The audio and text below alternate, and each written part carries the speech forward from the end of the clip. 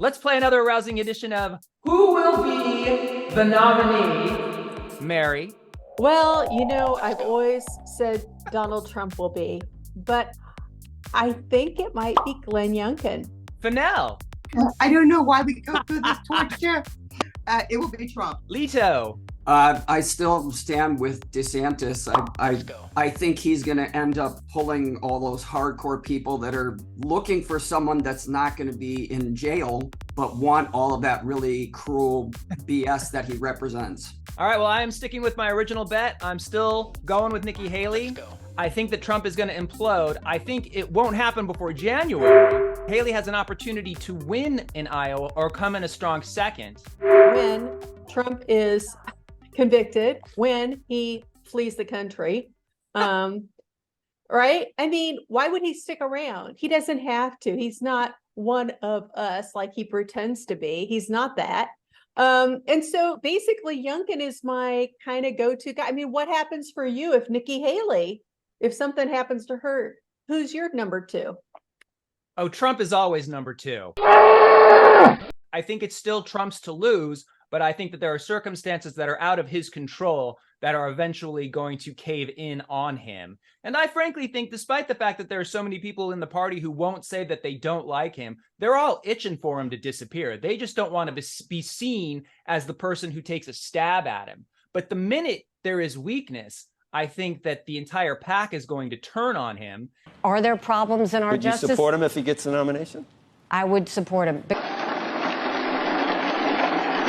You needed proof that it's still going to be Trump. All you need to do is to look at who they just elected as the new majority leader. They elected someone as the majority leader who was one of the key architects of the insurrection. They did not have to. Mike Johnson. Trump was very, very happy and very, very excited about that.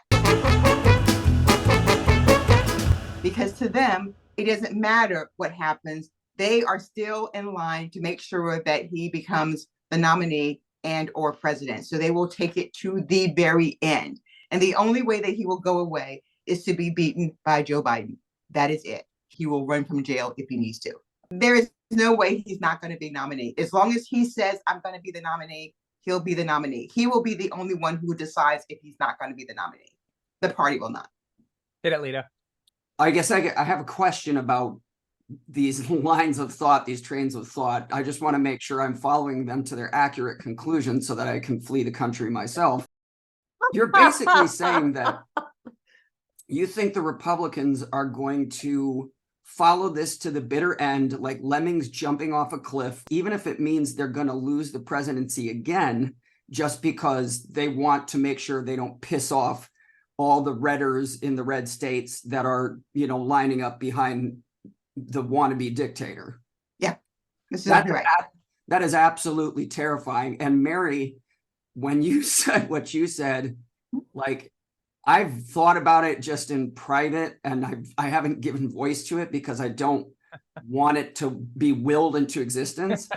But dear macaroni and cheese criminy Jesus, the thought of Donald Trump fleeing the country with all of the knowledge that we have to hope he doesn't retain. Well, he's not going to go to jail. If he's found guilty, they will make some kind of arrangement where he'll stay at Mar-a-Lago or he'll stay somewhere and they'll have security. He won't be allowed to go, but they're going to come up with some kind of deal. He won't go to jail. So, why? And they won't do that because they don't want him to flee the country. They don't want him to tell secrets in jail. They don't want him to do all of these things that he would have the capacity to do. So he's going to blackmail them. He's going to blackmail the United States. Yeah, basically. What people don't understand is that he's basically the devil. And so where you think that people have some kind of conscience or something, he would eat his children if it was necessary. And what we have to say is, let me tell you about the stuff that's about to hit the fan and what it means for us. This is what it could look like. And we really have to say that to people so that they understand the seriousness of what's happening here. We just can't always tell the glowing story. We need to tell the good, but also the bad and the ugly of what's happening so that people will get alert about what's happening. Because right now they're just like, la, la, la, life was better under Trump than it is under Joe Biden. And we just have to help them see some truth.